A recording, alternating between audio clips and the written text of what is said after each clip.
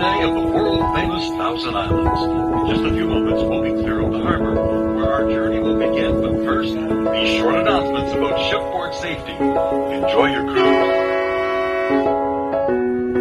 Au nom de Thousand Islands and Seaway Cruises, votre et son équipage vous souhaite la bienvenue à bord avec l'expérience des célèbres pilotes de renommée mondiale. Dans quelques instants, nous quitterons le bord de notre voyage du midi avec quelques courtes annonces sur la sécurité à bord. Bonne croisière. Avec Thousand Islands and Seaway Cruises, votre limousine.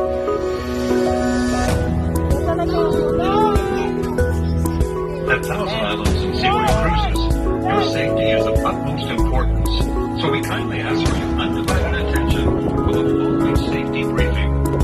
Operation Seaway and certification of its crew are governed in accordance with Transport Canada regulations. The boat is fully equipped with safety apparatus, including a full complement of life jackets, all aspects of the crew, are primarily located in large white storage boxes with double benches on the top deck, and in a small compartment under the wheelhouse down on the lower level. Instructions for donning your life jacket are posted throughout the vessel, and we strongly recommend that you familiarize yourself with these directions. As well, the vessel is equipped with two large inflatable life rafts capable of accommodating the entire complement of passengers and life rafts are also located on the upper deck and the forward end, adjacent to either side of the wheelhouse top. L'exploitation du Seaway et la certification de son équipage sont régies conformément au règlement de Transport Canada. Le bateau est entièrement équipé de matériel de sécurité, dont un assortiment complet de gilets de sauvetage pour tous les passagers et membres de l'équipage, et qui se trouve principalement dans les boîtes de rangement blanches qui font office de bord, ainsi que dans un petit compartiment situé sous la timonerie au niveau intérieur. Les instructions pour la distribution des gilets de sauvetage sont affichées à la grandeur du navire, et nous vous recommandons fortement de vous familiariser avec cette directive. Le navire est aussi équipé de deux moyens de sauvetage pneumatiques pouvant accommoder l'ensemble des passagers et de l'équipage. Ces canaux de sauvetage sont situés à l'extrémité avant du pont supérieur de chaque côté de la timonerie.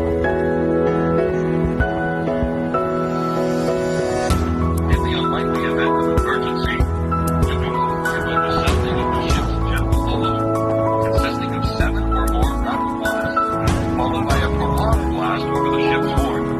Upon hearing the general alarm, passengers are requested to assemble at the muster station, as will be indicated by the captain over the ship's public address system.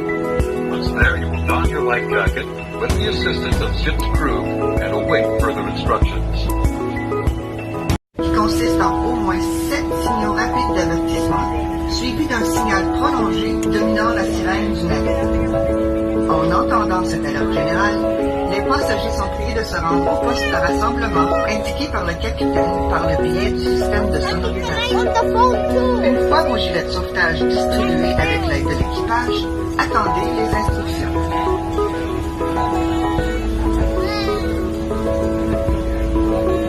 I would like to mention, too, that the boat is equipped with a fully licensed bar and canteen on the lower level.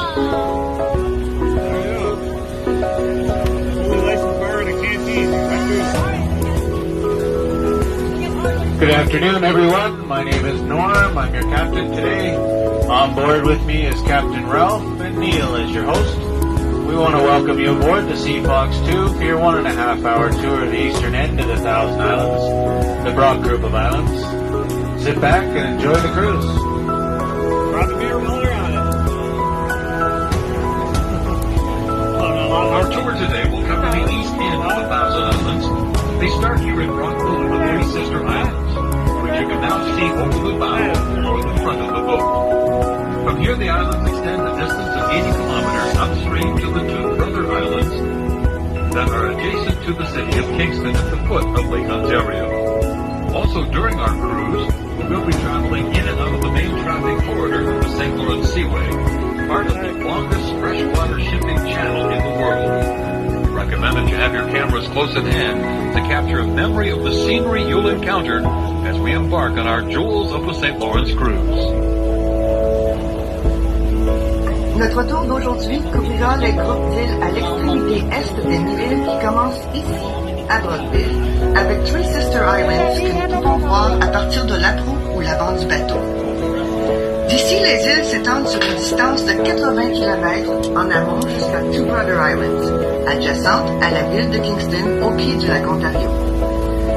Aussi, pendant la croisière, nous croiserons par intermittence le principal corridor de circulation de la voie maritime du Saint-Laurent, faisant partie du plus long canal de navigation en eau douce au monde. Nous vous recommandons d'avoir vos appareils photo à portée de main afin de garder un souvenir de ce paysage qui défilera lors de votre croisière sur notre joyau qu'est le Saint-Laurent. I'd like to draw your attention to these two white and orange buoys coming up on our right or start as they mark the wreck of the Robert Gaskin, a salvage barge that went to the bottom of the river, accompanied by an interesting story. You see, there used to be a railway ferry, William Armstrong, that operated between Brockville and Morristown, New York, that we can see in the distance to our right. During a fierce autumn storm in 1889, Armstrong capsized and went to the bottom of the river. In turn, the Robert Gaskin was dispatched to raise the ferry. To accomplish this, they attached large pontoons to the sunken vessel, and then proceeded the pontoons with steam that would buoy the barge back to the surface. The unfortunate circumstances that particular day was that one of the pontoons broke free from its lashings and torpedoed through the hull of the gasket. So to ferry the surface, the gasket now rests at the bottom of the river. Just one of the many interesting dive sites in and around Brockville. J'aimerais attirer votre attention sur ces deux bouées blanches et oranges bientôt à votre droite ou à tribord. Cet endroit est populaire auprès des plongeurs, car ces bouées indiquent le lieu où se trouve l'épave du Robert Gaskin, une base de sauvetage qui coule au fond du fleuve. Coming up on our left, the boathouses on the waterfront there mark the beginning of Brockville's Millionaires Road. An interesting bit of trivia about Brockville is that it once was the millionaires' capital of Canada. There were more millionaires per capita in this small community than anywhere else in the country. A lot of that old wealth is still apparent in the beautiful architecture strewn throughout the city, but particularly along this quarter-mile stretch of Highway 2 or King Street East. Bientôt, à notre gauche, les hangars à bateaux marquent le début de l'allée des millionnaires de Brockville. Une anecdote intéressante. Brockville était à l'époque considérée comme la capitale des millionnaires du Canada, car on pouvait y trouver plus de gens riches par habitant que dans le reste du pays. Beaucoup de ces richesses anciennes demeurent toujours apparentes grâce à la magnifique architecture éparpillée à travers la ville, mais particulièrement le long du tronçon d'un quart de mille de la route 2 de King Street East. As we travel east along Brockville Millionaires Row, we can see the beautiful homes of many of Brockville's wealthier citizens. In the 19th century, it was desirable to have your home located close to the road for easy access of your horse and carriage, leaving expansive backyards, many of which have been severed to permit the building of these newer homes built in the backyards of the stately mansions. Classic example of how the rich get richer.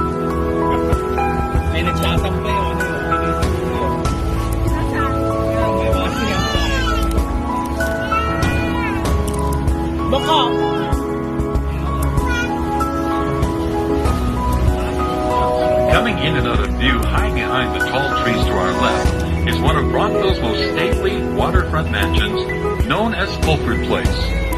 Built in 1900, Wolford Place is a 20,000 square foot Edwardian mansion built by George Taylor Wolford on the proceeds of his patent Madison Empire.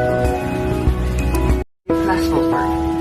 Bâtie en 1900, cette magnifique demeure édouardienne de 20 000 pieds carrés fut construite par George Taylor Wolford, qui bâtit un empire sur la fabrication de médicaments greniers.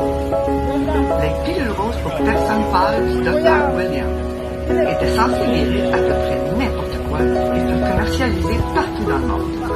Mais en fait, ces pilules miracles n'étaient rien d'autre que des suppléments de fer enrobés de sucre, communément appelés placebo.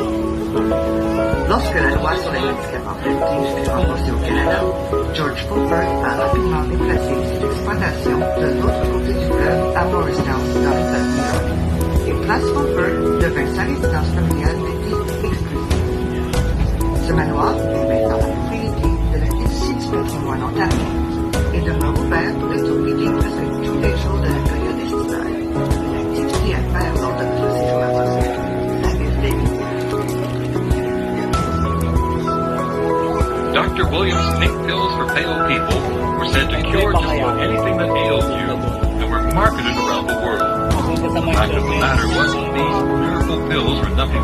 sugar-coated iron supplements, or placebo, so they tightened up the Patent Medicine Act in Canada.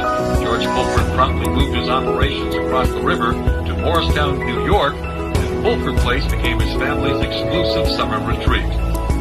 Wolford Place is now owned by the Ontario Heritage Foundation.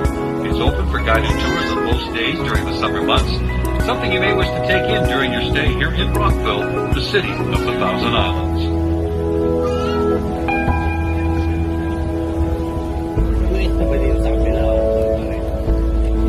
With the Three Sister Islands to our right now, we have officially left the Thousand Islands. In fact, if you look downstream to our left, you can see there are no more islands to be had. On a clear day, you may be able to see the towering abutments of the Johnstown Bridge, linking the community of Prescott, Ontario, with Ogdensburg, New York. L'imposante tuile du pont Johnson qui relie la communauté ontarienne de Prescott à celle d'Ogdensburg dans l'État de New York. Le pont Johnston est situé à 30 km d'ici, en avant.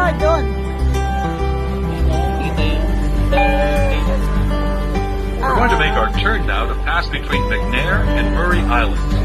Locally, the Three Sister Islands are better known as the Gull Islands, as they were home to more than 30,000 ring-billed and herring gulls during the mating season. Admittedly, the gulls became such a nuisance that the city made several attempts to remedy the situation. First, they sent men with dogs to camp on the islands, hoping that their presence would scare away the gulls. However, that plan failed when the men's tents collapsed under the weight of their increased speed as the raccoons were feeding on the seagull's eggs. That might control their population. However, the plan failed too, and the raccoons made an hasty retreat, pursued by thousands of Murray inhabitants. Nous allons maintenant passer entre l'exil McNair et Murray Island. Localement, les Three Sister Islands sont bienvenus sur le nom de Gull Islands. C'était autrefois appelé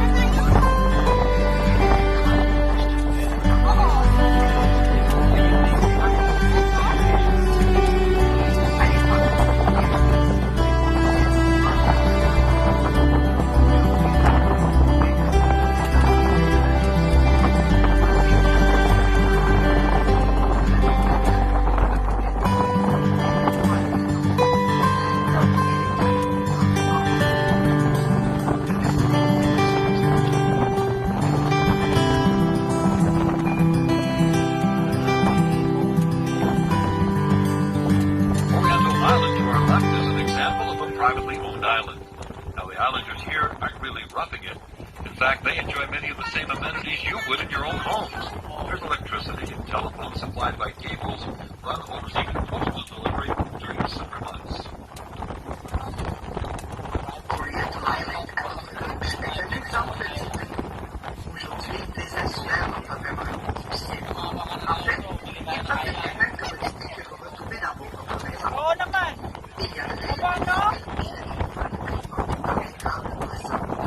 Ganyan nga kami kaya bili kami ng ano. Kaya tawag punta kami sa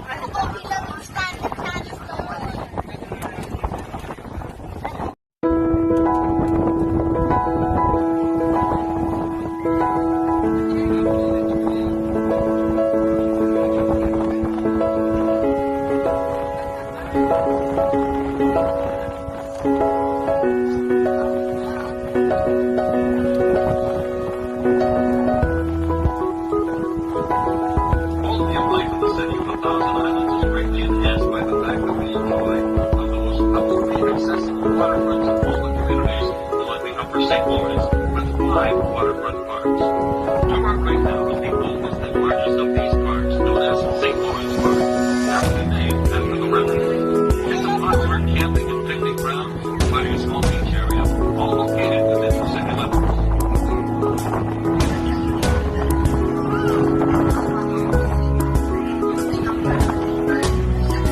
Yan natin naman.